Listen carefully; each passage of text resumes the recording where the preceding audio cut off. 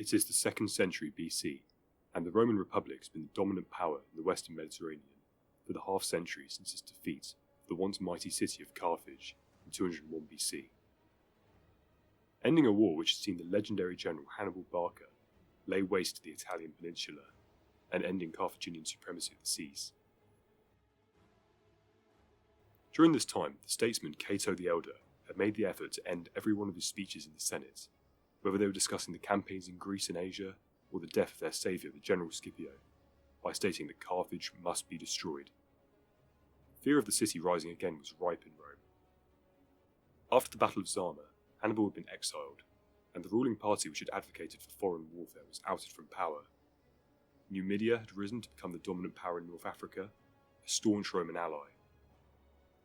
And this state had taken Carthage's land bit by bit.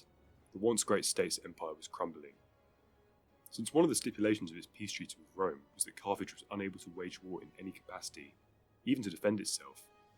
And for a very long time the Carthaginians endured this, since Rome was technically supposed to be their protector. This gave the locals an opportunity to truly return to their roots as merchants and traders, relying on what had made their city great in the first place. They dissolved their army, reinvested the money this saved, and began to rise as an economic power, whilst just keeping their heads down, trying not to anger the Roman Republic. Since Carthage was now so rich, it offered Rome the entire war reparation payment in one lump sum, and the Romans were bitter about their success, so refused this. Carthage offered free grain shipments to Rome. Rome insisted on paying for these in full, in order to not seem like less of a power in any way.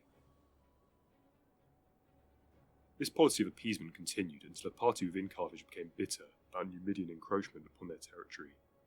Rome had under the peace treaty following the war been obliged to protect them, and allowing Numidia to take their land was technically in violation of this treaty. Carthage had had enough, and Hasdrubal the Beaufort raised an army to defend his city against the Numidians. This was in violation of the treaty too, which many believe was void anyway since payments had been completed.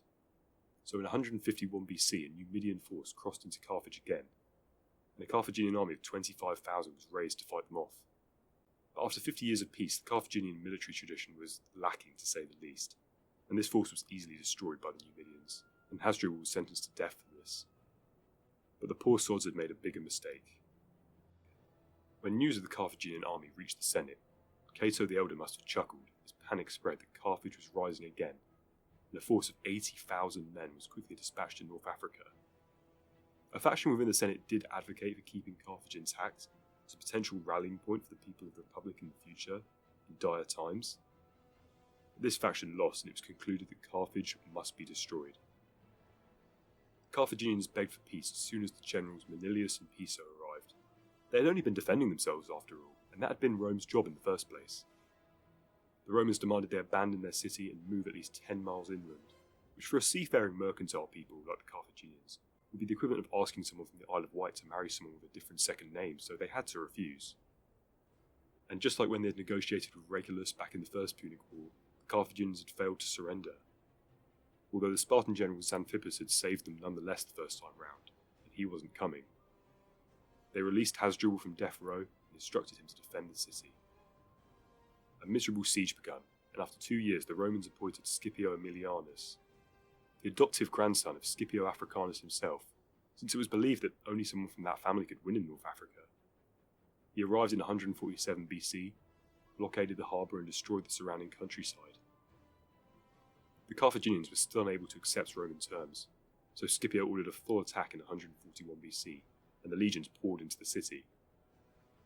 A week of intense street fighting led to the final remnants of the once 700,000 person strong city being held up in the citadel, and when this fell, the entire population had either fled, been enslaved, or been killed.